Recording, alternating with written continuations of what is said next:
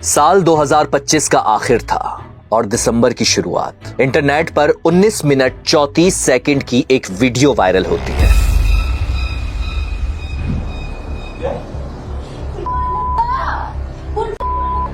ये हॉलीवुड या बॉलीवुड के किसी हीरो हीरोइन की लीक नहीं, बल्कि इंस्टाग्राम के इन्फ्लुएंसर्स स्कूल गोइंग स्टूडेंट्स थे। मगर इंडिया हो या पाकिस्तान, हर 10 में से चौथा शख्स इसी का लिंक ढूंढ रहा था। अभी ये तूफान खत्म नहीं हुआ था कि अगले ही महीने नए साल का सूरज तुलू होते ही पाकिस्तान और इंडिया वाले फिर एक लीक वीडियो का लिंक ढूंढने लगते हैं। ये सिर्फ 7 मिनट 11 सेकंड की वीडियो थी। ये भी किसी मशहूर शख्सियत की लीक नहीं थी, मगर इसे देखने और इस पर डिस्कशन करने के लिए लोग दीवाने हुए जा रहे थे। है मेरा घर है मेरी फ्रिज है, मेरी किचन है, मेरा बेसन है, मेरा मैगी है। सिर्फ ये 2 वीडियोस नहीं, पाकिस्तान में अक्टूबर 2024 से दिसंबर 2025 तक एक के बाद एक मशहूर टिकटॉकर की वीडियो लीक होती गई। ये सब यूं ही तो नहीं हो रहा था। हमने इसके पीछे का राज मालूम करने की कोशिश की। जरा समझिए, हर लीक वीडियो एक औरत की है या वीडियो में औरत जरूर मौजूद है। क्या ये यूं ही इत्तेफाक है या इसके पीछे कोई सिस्टम है, कोई ऐसी साइंस जो किसी को समझ नहीं आ रही? हमने थोड़ा और गहराई से समझने की कोशिश की तो कड़ियां मिलने लगी। लीक वीडियो हो या किसी टिकटॉकर के नॉर्मल डांस की वीडियो, बहन भाई मियां बीवी की लड़ाई की वीडियोस हो, तेरे दिल में रहेंगे तुझको या वायरल सॉन्ग पर एआई की वीडियोस। भाई सब गा रहे हैं, मुझे भी गाना है।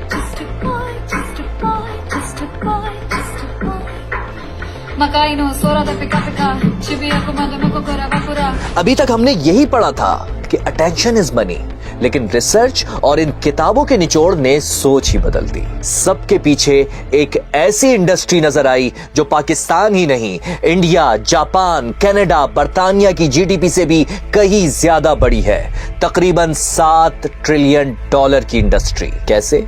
अभी पूरी कहानी सुनेंगे तो समझ आ जाएगा। लेकिन भाई, ये फिगर देखने के बाद मुझे इतना तो समझ आ गया कि अहमकों की जन्नत में रहते हैं वो लोग जो समझते हैं 2% की लड़की। इतना तो कम नहीं है ये फिगर, मेरा मतलब नंबर। लेकिन हाँ, इस कहानी से आपको ये पता चलेगा कि ये इंडस्ट्री औरत की वजह से तो है, मगर औरत इसकी जिम्मेदार नहीं, बल्कि जिम्मेदार एक मर्द है। कैसे? अभी समझ जाएंगे आप। अभी आपके मतलब की बात यह है कि हम फिलहाल इस इंडस्ट्री को रोक तो नहीं सकते, लेकिन हाँ, अगर आपको इसके पीछे की साइंस पता चल जाए तो यकीन जाने आप अपने बच्चों को जरूर बचा सकते हैं, क्योंकि ये वो वाहिद ऐसी साइंस है जिसकी वजह से हॉलीवुड इंडस्ट्री बनी। ये वो वाहिद ऐसी चीज है जिसकी वजह से बॉलीवुड इंडस्ट्री बनी। लॉलीवुड भी इसी को बेस बनाकर स्क्रीन पर छाया। सोशल मीडिया में सबसे पहले टिकटॉक, फिर इंस्टा और बाकी प्लेटफॉर्म्स ने भी इसी को बुनियाद बनाया तो उरूज पाया। और अब एआई भी इसी के सहारे हर घर तक है आया।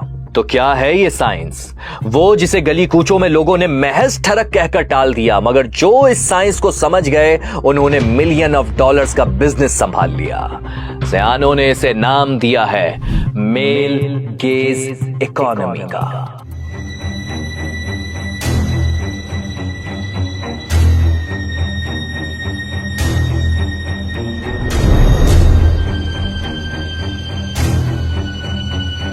Female gauge, The male gaze. The male gaze. अच्छा, वैसे तो मैं बात को 2 + 2 4 करके खत्म कर सकता हूं। वो इस तरह कि मर्द को आपने आज तक ऐसे देखा है? कभी मर्द के इस सेक्शन में झांका है? चलिए दिमाग खोल कर देखते हैं।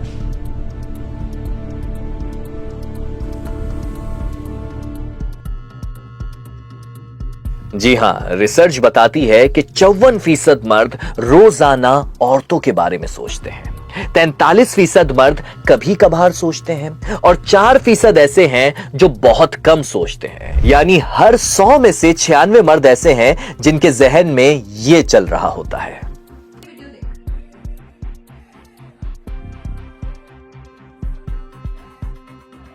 क्या था इस वीडियो में? क्या हो रहा था? ये आंटी वो कर रही थी कुछ क्या? साफ सफाई एनजीओ का कुछ काम कर रही है। अच्छा, आर यू श्योर? लड़की भी है कोई और उसकी बेटी होगी शायद। अच्छा, हाँ। अक्षय कुमार नहीं देखा देखो? अक्षय कुमार? Yes sir. क्या बात कर रही है?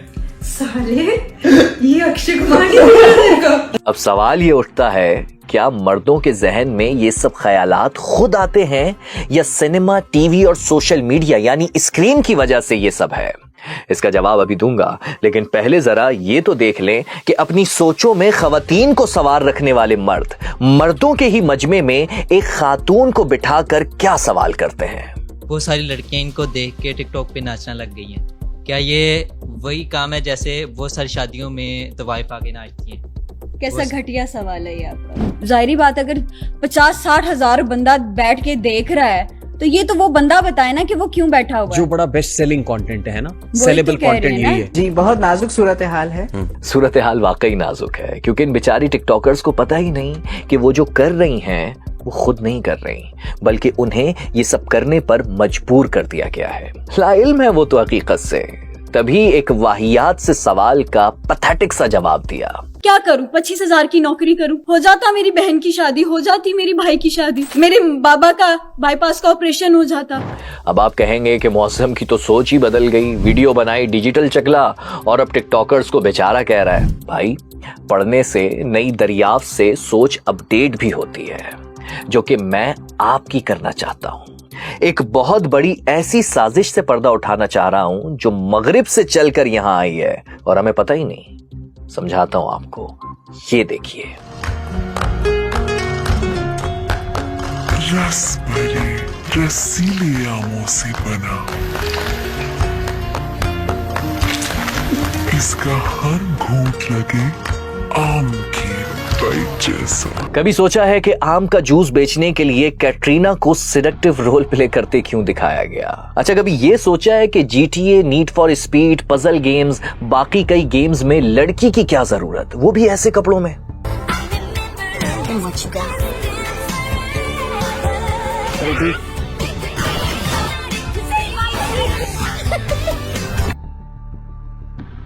और देखिए, ऑडी, लैंड क्रूजर, मर्सिडीज, करोड़ों की गाड़ियां हैं यार, अट्रैक्टिव हैं। तो फिर यहाँ एक फीमेल बिठाने की क्या जरूरत है? क्या उसकी कीमत इन कारों से ज्यादा है? अभी खुद समझ आ जाएगा, लेकिन पहले ये देखिए। डांस की कोरियोग्राफी की वेबसाइट है। लड़के भी तो डांस करते हैं भाई, और सीखते भी हैं, लेकिन इनकी एडवर्टाइजिंग में सिर्फ यही क्यों नाच रही हैं?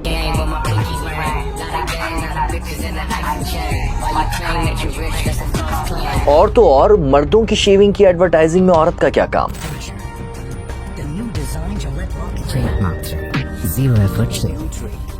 और देखते जाइए, ये AI के कोर्स के लिए एक ऐड है। अक्सर आपको YouTube पर वीडियो के दरमियान नजर आ जाएगा। AI से बनाया हुआ ये मर्द भी काफी था, इन खातून को बनाने की क्या जरूरत थी भाई, और वो भी इस हुलिये में। फिर फुटबॉल मैच हो या क्रिकेट, बाउंड्रीज पर लड़कियां ही गोल या चौका छक्का लगाने पर नाचती नजर आती हैं। उनकी जगह मर्द होंगे तो क्या होगा?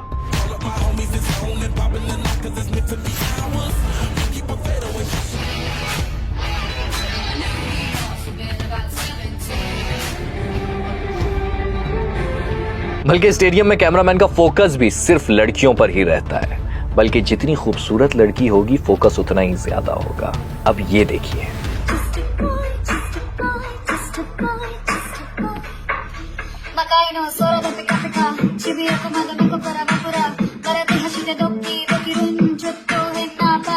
मेरा सवाल ये है कि अगर लड़के की बॉडी पर यही रील बनती तो रिजल्ट क्या ये होता?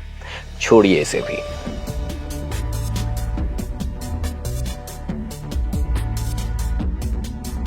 अब खतरनाक बात यह है कि फिल्म, ड्रामा और एडवर्टाइजमेंट से निकलकर यही साइंस अब आम यूजर्स तक भी पहुंच गई है।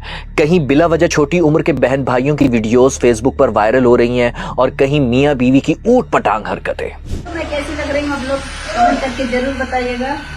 तो ज्यादा हो रहा है, पापा बोल रहे हैं।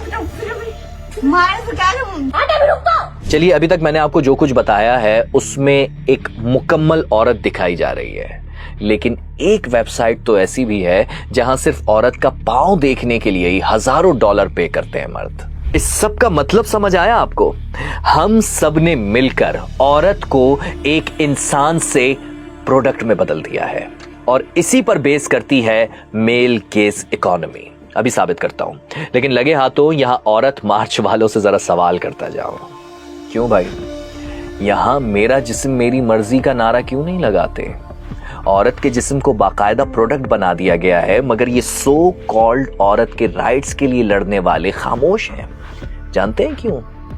बताता हूं मैं। क्योंकि औरत के जिस्म को प्रोडक्ट में बदलने की शुरुआत हमने नहीं, बल्कि गोरों ने की, वेस्ट ने। क्या हम कोई गुलाम हैं? जी हां, हम गुलामों ने तो इस रस्म को या इस साइंस को या इस फितरत को बस तस्लीम किया है और मगरिब से जो आया उसे आगे बढ़ाया है।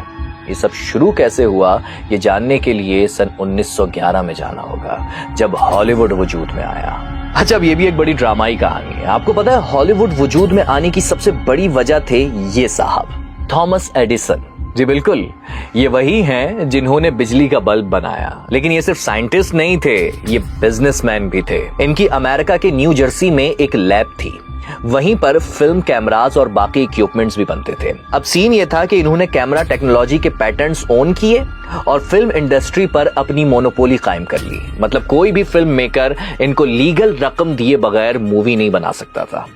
उससे बचने के लिए फिल्म मेकर्स ने क्या किया, आपस में सर जोड़े और फैसला किया कि कहीं दूर चलते हैं जहां ये कानून उन पर इंप्लीमेंट ना हो सके। और वो जगह थी लॉस एंजलिस का इलाका, हॉलीवुड। अच्छा, उस वक्त हॉलीवुड कोई ग्लैमरस जगह नहीं थी, ना यहाँ रेड कारपेट थे। ये तो एक सुनसान सा इलाका था जहां चंद इंडिपेंडेंट फिल्म मेकर्स सूरज की रोशनी में फिल्में शूट करते थे, क्योंकि उस वक्त आर्टिफिशियल लाइट्स इतनी पावरफुल नहीं थी और कैलिफोर्निया की धूप दुनिया की बेहतरीन नेचुरल लाइट समझी जाती थी। खैर, फिल्में तो बन रही थी, मगर रिस्पॉन्स अच्छा नहीं मिल रहा था, जो प्रोड्यूसर्स की डिमांड थी। फिर 1920 की दहाई में फिल्म मेकर ने एक अजीब सी चीज नोटिस की कि जब स्क्रीन पर कोई खूबसूरत औरत आती है तो ऑडियंस ज्यादा देर तक स्क्रीन पर रहती है, ज्यादा इमोशनली इन्वॉल्व हो जाती है। फिल्म मेकर्स ने ह्यूमन साइकी नोट कर ली। याद है ना, मैंने बताया था आपको मर्द के दिमाग में क्या चल रहा होता है। और जब वो इमेजिनेशन रियल में दिखाई देने लगे तो इंटरेस्ट अपने आप बढ़ जाता है। Then Hollywood created the star system to attract audience using actor appeal. Producers ने एक्सपेरिमेंट करना शुरू किया। खूबसूरत से खूबसूरत जिस्म की तलाश शुरू हो गई। 3 एक्ट्रेसेस को सिनेमा की जीनत बनाया गया। 1920 में क्लैरा बो, 1920 में ही ग्रेटा गार्बो और उसके बाद 1950 में मैरिलिन मनरो। अब कपड़े छोटे और औरत के सीन्स बढ़ने लगे, रिजल्ट्स मिलने लगे, बोल्ड सीन्स ज्यादा हो गए। कहानी में हीरो का सारा फोकस हीरोइन को बना दिया गया। प्रोड्यूसर्स ने शॉकिंग डिस्कवरी की कि ऑडियंस को कहानी से ज्यादा विजुअल अट्रैक्शन एंगेज कर रहा था। और ये वो वक्त था जब पहली बार सोच आई कि औरत तो एक प्रोडक्ट है, अटेंशन अट्रैक्ट करने का जरिया। और इस तरह पहली बार मेल गेज इकोनॉमी की बुनियाद पड़ी। ये इंडस्ट्री बढ़ती जा रही थी, मगर फिर कहानी में एंट्री होती है इस सिस्टम को एक्सपोज करने वाली की।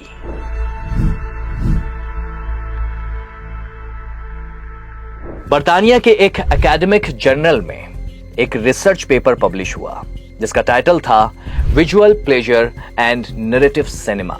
राइटर थी लॉरा मुल्वे। उन्होंने लिखा कि सिनेमा औरत को कैरेक्टर नहीं बनाता, औरत को ऑब्जेक्ट बनाता है। मर्द स्टोरी को कंट्रोल करता है, औरत स्क्रीन को डेकोरेट करती है। समझाता हूं कैसे। असल में मुल्वे ने यहां 2 थ्योरीज को एक्सप्लेन किया है। समझिए, इंसान को देखने से प्लेजर मिलता है जिसे स्कोपोफिलिया कहते हैं, मगर सिनेमा में ये प्लेजर न्यूट्रल नहीं है, ये जेंडर बेस्ड था। यानी मर्द देखता है और औरत को देखा जाता है। मुल्वे के मुताबिक हॉलीवुड क्लासिकल सिनेमा ऑडियंस को हमेशा मेल पर्सपेक्टिव देता है। कैमरा, स्टोरी और कैरेक्टर्स सब मिलकर ऑडियंस को मर्द की आंखों से दुनिया दिखाते हैं। अच्छा, अब मुल्वे ने यहां पर एक इंपॉर्टेंट कॉन्सेप्ट भी एक्सप्लेन किया है, आइडेंटिफिकेशन। ऑडियंस हमेशा हीरो के साथ आइडेंटिफाई करती है और चूंकि हीरो अक्सर मर्द होता है, इसलिए ऑडियंस अनकॉन्शियस लेवल पर मेल पर्सपेक्टिव अडॉप्ट कर लेती है। यहां तक कि औरत भी मेल गेज के जरिए खुद को देखने लगती है। यानी जो मर्द को पसंद आ रहा है औरत वैसा ही बनना चाहती है। उसकी वजह यही है कि जब सीन में औरत की एंट्री होती है तो कैमरा अक्सर उसके जिस्म के मुख्तलिफ हिस्सों पर फोकस करता है। स्लो मोशन शॉट्स, क्लोजअप्स और लाइटिंग इस तरह इस्तेमाल की जाती है कि औरत को एक सेक्सुअल ऑब्जेक्ट के तौर पर दिखाया जाए। ये कैमरा दरअसल ऑडियंस की आंख बन जाता है और ऑडियंस, चाहे वो मर्द हो या औरत, इस मेल पर्सपेक्टिव को अडॉप्ट कर लेती है। उन्होंने वाजे किया कि ये कोई अचानक नहीं हुआ, बल्कि ये सब बाय डिजाइन है, एक ऐसी साइकोलॉजी जिसके जरिए एक बिजनेस की बुनियाद रखी गई। ये पहली बार था कि उन्होंने इस सिस्टम को मेल गेज का नाम दिया, यानी मर्द की नजर। उन्होंने खुलकर लिखा कि हॉलीवुड इंडस्ट्री में सबसे पावरफुल वेपन औरत का जिस्म है। अब मैं बोलूंगा तो बात कहीं और निकल जाएगी। अब आप कहेंगे कि उन्होंने ग्रो किया है। भाई, उनको तब्दील करने वाला कोई और नहीं बल्कि एक मर्द है, क्योंकि जब पहली बार वो इंडस्ट्री में आती हैं तो सबसे पहले सामना एक मर्द से होता है, वो डायरेक्टर की सूरत में हो या प्रोड्यूसर की। कास्टिंग काउच तो सुना ही होगा आपने, कुछ समझ आ रहा है? जो कहते हैं ना कि सिर्फ पाकिस्तान में मेल डोमिनेंसी है, औरत की यहां नहीं चलती। भाई साहब, असल में मेल डोमिनेंसी की शुरुआत मगरिब से ही होती है और असल में उसे कहते हैं औरत के जिस्म पर मर्द की हुक्मरानी। मगर इस बात पर वहां नारे नहीं लगते, मेरा जिस्म मेरी मर्जी। मगरिब के खिलाफ जाएंगे तो पैसे कहां से आएंगे भाई? खैर, सिनेमा का यही कल्चर हॉलीवुड से बॉलीवुड में और बॉलीवुड से लॉलीवुड में आया।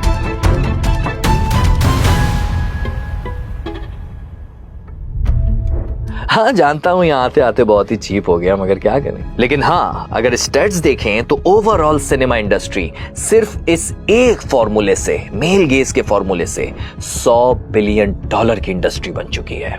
फिर हुआ यूं कि मेल गेज का सफर आगे बढ़ा और फिर ये बड़े पर्दे यानी सिनेमा घरों से आपके और हमारे घरों तक आने वाला था।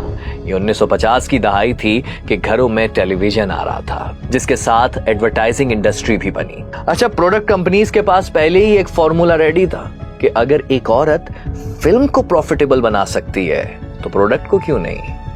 फिर 1950 की दहाई से आज तक कोई भी एड उठा लें, सिगरेट एड्स देखें तो प्रोडक्ट सिगरेट थी मगर फोकस औरत पर था। कार एड्स में कार बैकग्राउंड में, औरत फोरग्राउंड में। परफ्यूम एड्स देखें तो परफ्यूम इनविजिबल था, औरत विजिबल थी। प्रोडक्ट जितना भी महंगा हो, कीमत तो उसकी ज्यादा थी जो अटेंशन का बाइस बन रही थी। वॉच की कीमत कुछ भी हो, औरत होगी तो सेल होगी। यहां तक कि मर्दों के प्रोडक्ट, शेविंग आइटम्स भी औरत दिखाकर बेचे गए, क्योंकि सोसाइटी की साइकी यही बना दी गई कि man buy products but they respond to women. Companies ने ये साइकोलॉजी समझ ली थी कि भाई, प्रोडक्ट नहीं बिकता, बिकती है अटेंशन, और अटेंशन अट्रैक्ट करती है औरत। पहली बार मेल गेज हॉलीवुड से निकलकर कैपिटलिज्म का हिस्सा बन गया था। 1980 तक मेल गेज इकोनॉमी मुकम्मल वजूद में आ गई, क्योंकि बिलबोर्ड्स, मैगजीन्स, हर तरह के कमर्शियल, हर जगह एक ही फॉर्मूला, औरत के वजूद को प्रोडक्ट की तरह यूज करो। और इसी से एडवर्टाइजिंग इंडस्ट्री आज 780 बिलियन से $1 ट्रिलियन की इंडस्ट्री बन चुकी है। लेकिन फिर वो वक्त आया कि औरत के हाथ में ना शेविंग क्रीम थी, ना परफ्यूम और ना कोई और प्रोडक्ट, क्योंकि एक ऐसी इंडस्ट्री बनी जिसमें महज एक ही प्रोडक्ट था, औरत। जी हां, ऑन इंडस्ट्री, जिसने मेल गेज इकोनॉमी को एक नया बूम दिया। पहले होता यह था कि लोग छुप छुपा कर कैसेट्स, फिर सीडीज में देखते थे, मगर इंटरनेट और मोबाइल ने इसे हर इंडिविजुअल के हाथ में पहुंचा दिया। औरत को भी समझ आ गया कि जब वो खुद ही प्रोडक्ट है तो डायरेक्टर और प्रोड्यूसर्स के हाथों मजबूर क्यों हो। ओनली फैंस नाम की एक एप्लीकेशन बनी तो पॉर्न आर्टिस्ट पब्लिक से डायरेक्ट राब्ते में आ गए। अब आपको पता है ना कि जब किसी चीज की डिमांड बढ़ती है तो कीमत खुद ही बढ़ जाती है। जब औरत जान गई कि उसकी सलाहियतों से ज्यादा कीमत उसके जिस्म की है तो उसने खुद को पार्ट्स में बेचना शुरू कर दिया। नहीं समझे? रेस्टोरेंट्स में जाते हो ना, डील्स मिलती हैं, बिल्कुल वैसे ही, सिर्फ पैर दिखाने के पैसे अलग, हाथ के अलग, मर्जी का पोस्चर चाहिए तो उसके पैसे अलग, कॉल करनी है तो उसके पैसे अलग, वीडियो कॉल के पैसे अलग। मैं सिर्फ ओनली फैंस की बात नहीं कर रहा, वो तो शुरुआत थी जहां से पॉर्न आर्टिस्ट प्रोडक्ट थी, मगर फिर यही कल्चर टिकटॉक, इंस्टाग्राम, फेसबुक और दीगर ऐप्स पर भी आ गया। यानी आम घरों में बैठी 14 साल की हो या 40 साल की औरत खुद को प्रोडक्ट की तरह पेश करने लगी।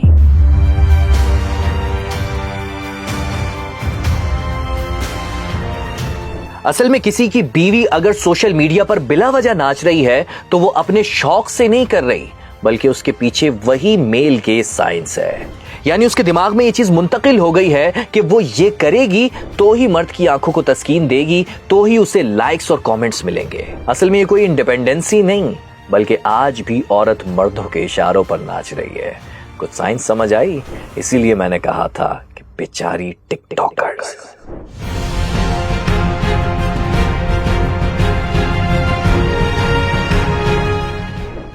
इन बेचारों को पता ही नहीं है कि ये क्या कर रहे हैं और क्यों कर रहे हैं। ये तो उस भेड़ चाल का हिस्सा बन गए हैं जो असल में मगरिब से यहां ट्रांसफर हुई है, जिसकी साइंस है मेल गेज इकोनॉमी। वो तो सिर्फ चंद टके और लाइक्स के लिए ये सब कर रही हैं, मगर सोशल मीडिया की इंडस्ट्री सालाना $200 बिलियन कमा रही है। असल में बर्जर ने इस साइंस को कुछ इस तरह बताया है, man look at women, women watch themselves being looked at. मतलब औरत न सिर्फ देखी जाती है, बल्कि वो खुद को भी उसी नजर से देखने लगती है जो मर्द को पसंद हो। सबसे ज्यादा डेंजरस चीज ये है कि औरत ने खुद को मेल गेज इंटरनलाइज कर लिया है। वो खुद को मेल पर्सपेक्टिव से देखती है, यानी वो खुद को सब्जेक्ट नहीं बल्कि ऑब्जेक्ट समझने लगी है। और ये साइकोलॉजिकल कोलोनाइजेशन है। इसी बात को एक और तरीके से बयान किया गया है, मैन एक्ट वुमेन अपीयर। मतलब मर्द अपने एक्शन से अपनी आइडेंटिटी डिफाइन करता है, औरत अपनी अपीयरेंस से डिफाइन होती है। मर्द इंपॉर्टेंट होता है क्योंकि वो क्या करता है, औरत इंपॉर्टेंट होती है क्योंकि वो कैसी लगती है। और ये सोसाइटी का फंडामेंटल इनइक्वलिटी है, जिसे हमने ना सिर्फ हजम कर लिया बल्कि इस पर एक बहुत बड़ी इकोनॉमी भी खड़ी कर दी। अब आपको मजे की बात बताता हूं, हम सिनेमा से टीवी, टीवी से इंटरनेट, इंटरनेट से मोबाइल और फिर अब एआई पर शिफ्ट हो गए। सब बदल गया है, मगर ये फॉर्मूला नहीं बदला, मेल गेज। समझाता हूं कैसे। कुछ दिनों पहले इंस्टाग्राम पर ये वीडियो वायरल हो रही थी और नीचे लड़के कमेंट में लिख रहे थे कि इसकी आंखें बहुत प्यारी हैं, होठ बहुत अच्छे हैं। किसी ने बालों की तारीफ की, हालांकि ये असल औरत नहीं बल्कि एआई थी। चलें, इन्हें तो नहीं मालूम कि ये एआई है, मगर बहुत से मर्द तो ऐसे हैं जो एआई से अपनी डिजायर पूरी करते हैं। असल में एआई ने इसी मेल गेज की वजह से औरतों के ऐसे क्लोन बना लिए हैं जो मर्दों की डिजायर पूरी कर सकें। So, what's your first desire, my boss? I'll do anything to please you. AI बिल्कुल वैसी ही औरत तैयार कर देता है जैसी मर्द की डिमांड हो। अब तक औरत खुद को वैसा बना रही थी जैसा मर्द उसे देखना चाहते हैं, मगर अब मशीन ऐसी औरत तैयार कर रही है जैसी मर्द चाहता है। यानी औरत आहिस्ता आहिस्ता एक प्रोडक्ट के तौर पर भी खत्म हो सकती है, क्योंकि औरत के बगैर भी मर्द की औरत को देखने की डिजायर पूरी की जा सकती है और पैसा भी कमाया जा सकता है। यानी मेल गेज इकोनॉमी एआई पर शिफ्ट हो चुकी है। लोग मेरे गंदे गंदे एआई वीडियो बना के सर्कुलेट कर रहे हैं। More than 70 to 100 reels have been posted from different accounts. Millions में जो मीम पेजेस है वो तक मेरा वीडियो डाल रहे हैं। Guys stop it, this is very ridiculous, this is not me. वो ग्रॉक से बहुत गंदा वीडियो बना के सर्कुलेट हो रहा है, but that is not me. उधर मर्द इसी मेल गेज में इतना अंधा हो गया है कि असल हो या नकल अपनी तस्कीन पूरी करने से मतलब है, बल्कि मर्द को तो प्रोडक्ट के तौर पर एआई औरत ज्यादा अच्छी लगती है। नो नखरे, नो डिमांड, और जेब भी बार बार हल्की नहीं करनी पड़ेगी, पूरे साल की सब्सक्रिप्शन एक ही बार मिल जाएगी। खैर, अब मैं वो बात करने जा रहा हूं जिसकी वजह से मैंने ये सेंसिटिव टॉपिक चुना और ये वीडियो बनाई। दरअसल औरत को असल हुकूक, उसके राइट्स सिर्फ इस्लाम ही देता है।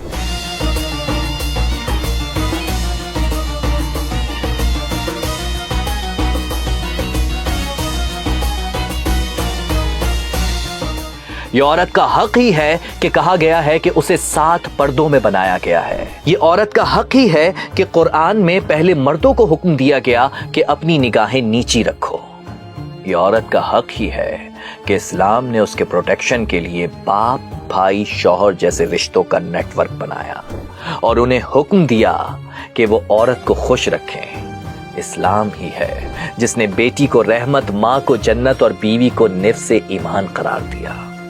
इस्लाम से पहले औरत की कोई हैसियत नहीं थी, उसे जिंदा दफन कर दिया जाता था, हुकूक नहीं मिलते थे। तो क्या आज हम वापस उसी दौरे जहालत में चले गए हैं? क्योंकि आज औरत को जिंदा तो रखा जाता है मगर उसकी हैसियत एक प्रोडक्ट के तौर पर बनाई जा रही है। सवाल आज फिर 1500 साल पुराना है। क्या आज एक बार फिर औरत को इंसान समझा जा रहा है या महज एक ऑब्जेक्ट बनाया जा रहा है?